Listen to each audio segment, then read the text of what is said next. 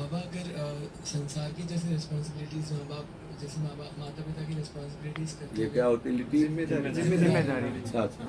और अगर जैसे सर्विस वगैरह भी करते हुए तो क्या क्या चीज़ें छोड़ना बहुत ज़्यादा अनिवार्य ही है। और देखो, माता पिता की सेवा भी करें तो उनमें प्रभु की भावना करके करें। व्यापार नौकरी जो भी करें वो प्रभु की पुष्टता के लिए करें कि प्रभु ने हमें आज्ञा की, हमें माता पिता भाई बंधु की सेवा, ये प्रभु की आज्ञा, ये सृष्टि भगवान के दूसरे की नहीं है।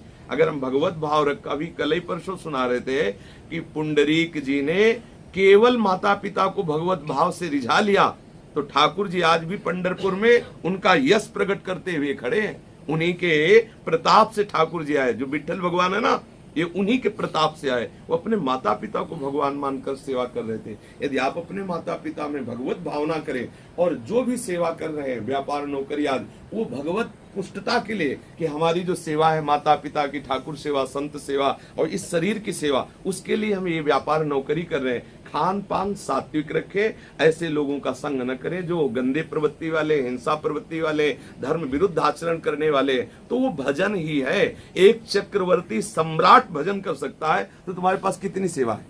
आप सोचो, अम्बरीश जी एक चक्रवर्ती सम्राट है, लेकिन कैसी उनकी दिनचर्या है। जब एक सम्राट भजन कर सकता है, जब युद्ध में भजन हो सकता है, अर्जुन को भगवान करे मामनुष्मर युद्ध च, युद्ध करते हुए मेरा स्मरण करो, तो नौकरी व्यापार आदि तो बहुत साधारण बात है, उसमें तो भगवत भजन हो ही सकता है। हम अंदर अंदर कृष्ण कृष्ण सुमिरन करते हुए व्यापार करें, हम अंदर कृष्ण सुमिरन करते हुए नौकरी करें। जितने भी व्यवहार है ये सब भगवान के ही स्वरूप है। एक क्षण भी हम कभी प्रभु से अलग नहीं। जैसे हम कहीं भी रहे, हम श्वास से ही जीवित है, ऐसे हमारा जीवन आधार कृष्ण ही है। हम उनको भूल गए, बस यही गलत बात हो गई। हम नानात्व को स्वीकार कर लिया, इसको सत्य मान लिया, प्रभु को भूल गए। प्रभु से अलग अलग जो सत्ता मान ली वही बंधन कारक है। अगर हम सबको प्रभु में जोड़ दें, सारी क्रियाएं, सारा चिंतन, सारे भोग, सारे संबंध, तो सिद्ध हो गया। सिद्ध का मतलब क्या है? प्रभु के सिवा ना कोई अपना रह गया है, ना कोई पराया। प्रभु के सिवा मेरा किसी से कोई संबंध नहीं है, एकमात्र श्री कृष्ण मेरे हैं। ये सिद्धावस्था श्री कृष्ण के सिवा। तो अब ये अभ्यास करने से ही तो होगा। भगवान ने कहा अभ्यास योग युक्तेन चेतसा नान्यगामिना। हम ऐसा अभ्यास करें कि हमारा चित्त कहीं और ना जाए। तो व्यापार नौकरी ये सब भगवत स्वरूप है। अगर हम एकांत जंगल में बैठकर विषय चिंतन करते हैं तो वनवास नहीं है, और अगर हम घर गृहस्थी में रहकर व्यापार नौकरी करते हुए श्री कृष्ण के लिए उसे मान ले और कृष्ण चिंतन करें तो आप निवृत्ति परायण ही है, आप प्रवृत्ति परायण नहीं है। अगर हम विरक्त भाव प्रदर्शित कर रहे हैं, अंदर से कंचन कामिनी कीर्ति में कहीं भी आ सकती है, तो विरक्तता नहीं है। सच्ची विरक्तता है भगवत चिंतन में हमारा चित्त बराबर लगा रहे, चाहे गृहस्थी में चाहे वैरागी में। प्रभु ने कहीं इसमें गीता जी में ये जो अपनी प्राप्ति का सुदृढ़ भाव बताया है, इसमें आप बताओ विरक्ति का कि गृहस्थी का? बोले अनन्यश्चिन्तयन्तो माम ये जनाः पर्युपासते तेषां नित्याभियुक्तानां योगक्षेमं वहाम्यहम्। अनन्यचेताः सततं यो मां स्मरति नित्यसः तस्याहं सुलभा पार्थ नित्य युक्तस्य योगिना। अनन्य चिंतन मेरा, ये जना जो भी हो मेरा अनन्य चिंतन करे, निश्चित मुझे प्राप्त होगा। उसके योगक्षेम का वाहन मैं स्वयं करूंगा। सुलभा पार्थ, मैं उसके लिए सुलभ हो जाता हूं जो मेरा निरंतर चिंतन करता है। और निरंतर चिंतन अभ्यास से नौकरी व्यापार में भी हो सकता है, और अगर अभ्यास न करे तो बैठे बैठे प्रपंच करेगा। ऐसा नहीं कि बाहरी कार्य त्याग दे तो निरंतर भगवत चिंतन होगा, असंभव। बहुत सुंदर साधन का अवसर दिया है प्रभु ने, चाहे गृहस्थ हो चाहे विरक्त। भगवत चिंतन में ना तो गृहस्थी बाधक है ना विरक्ति सहायक है। वो तो भगवत कृपा से अलग अलग मार्ग के पथिक बनाते हैं भगवान, नहीं तो भगवत प्राप्ति केवल चिंतन से होती। केवल गोपियां ना तो सन्यासी थी ना वैरागी थी, और कौन सन्यासी और कौन गोपी गोपी की चरण धूलि में नहीं लुटा? कौन ऐसा सन्यासी या वैरागी? श्री सुखदेव जी से बढ़कर कोई परमहंस वैरागी नहीं, और गोपियों का गान कर रहे, रासलीला वही तो गान कर रहे। श्री उद्धव जी जैसा कोई ज्ञानी नहीं, चरण धूलि में लौट रहे, बंदे नंद भज श्री राम पाद रेणु में भिक्षण। साहब बताओ कब भस्म लगाई गोपियों ने, कब माला चलाई गोपियों ने? लेकिन मुरारी पादार्पित चित्तवृत्ति, हर एक चेष्टा करते हुए कृष्ण प्रेम में मगन है, कृष्ण चिंतन ही उनका जीवन है। ये सार बात है। भीष्म जैसे परम जो भगवान के अनुरागी जन है, मरते समय गोपी जनों का चिंतन कर रहे हैं कि बलिहार है उन गोपियों की, जो ऐसे श्री कृष्ण उनको दुलार कर रहे हैं, ऐसा सुख प्रदान कर रहे हैं। तो हमें चाहिए कि हम गृहस्थी विरक्ति भाव पर दृष्टि न रखते हुए श्री कृष्ण में दृष्टि रखें। हमारा जैसे श्री कृष्ण चिंतन बढ़े, हमें वो कार्य करना चाहिए। व्यापार नौकरी आदि में भजन करना कोई दुर्लभ बात नहीं, बिल्कुल। आप कितना बड़ा काम करते होंगे, आप बताइए, कितना, कौन सा काम करते होंगे? आप इस शरीर को देख लीजिए, इसको जो कार्य मिला है, सुबह से लगे हैं, अब ये काम लगा है, पर इसे हम अगर भगवत सेवा मान करके कर रहे हैं ना, तो हमें प्रतिपल आनंद का अनुभव हो रहा है, क्योंकि भगवत चर्चा हो रही है।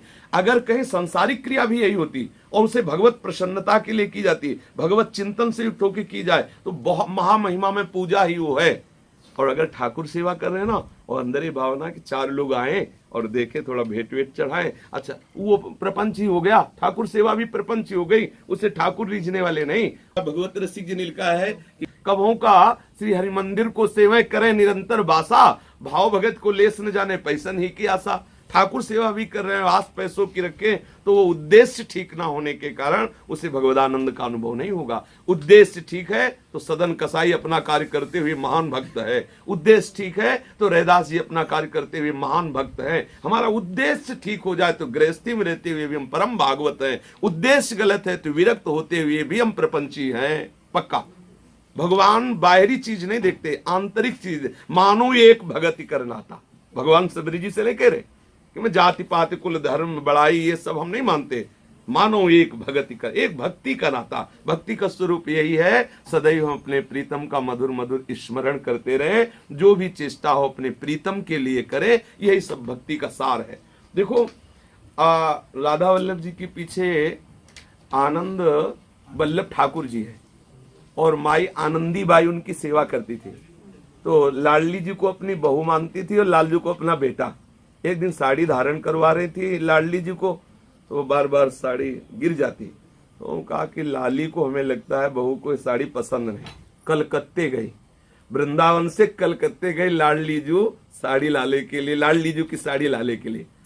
वहां कई दुकानों में देखा, लेकिन अंदर से प्रेरणा ही न होती। एक रिक्शा में वैश्या चली जा रही थी, देखा वो बहुत बढ़िया साड़ी पहने, उन्होंने अपना रिक्शा लगवाया, जहां वो रुकी कोठी में, तो वहां उतरी और कहा कि बच्चा ये साड़ी हमारी बहू के लिए बहुत अच्छी, ये कहाँ से तुम लाई? तो वैसे आश्चर्यचकित हो गए, क्योंकि वेशभूषा सब वैष्णव और बड़ा किंचन स्वरूप, और इतनी बहू प्यारी की साड़ी लेने वृंदावन से कलकत्ता और ऐसे। तो उन्होंने पूछा कि आपकी बहू कौन है? तब उन्होंने बताया कि हमारी बहू राधा रानी। वैसे आप श्री जी का चिंतन करके रो पड़ी कि कहाँ मैं नीच और कहाँ मुझे इतनी बड़ी भक्ता का दर्शन और संभाषण।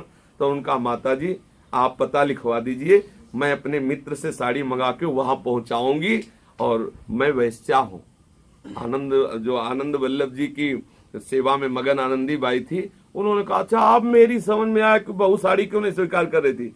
अरे तेरा कल्याण करना था, इसलिए बहू साड़ी स्वीकार ले। वो नई साड़ी मंगवा कर अपने मित्र से जब आई, श्री जी ने धारण किया। ये भाव देखो, प्रपंच दिखाई दे रहा, वृंदावन छोड़ के कलकत्ता जाना, वैश्या से बात करना, वहां साड़ी, लेकिन उद्देश्य कितना महान। तो क्रिया प्रधान नहीं है, भाव प्रधान, उद्देश्य प्रधान। आप घर में भी रहकर श्री जी को प्राप्त कर सकते हैं, पर यह ध्यान रहे खान पान ठीक रहे और हम कोई भी शास्त्र विरुद्ध आचरण न करें। हर कार्य प्रभु को समर्पित कर दें, प्रभु के समर्पण के लिए करने का उद्देश्य रखें, प्रभु का स्मरण करें, निश्चित भगवत प्राप्ति हो जाएगी। भगवत प्राप्ति कोई दुर्लभ वस्तु नहीं, दुर्लभ है संसार के भोगों का त्याग करना। भगवान हमारे हृदय में है, भगवान मेरे हैं, मेरे मैं उनका अंश हूं। भूल गया संसार में अपनापन कर लिया, बस इसीलिए भटकना हो रहा है।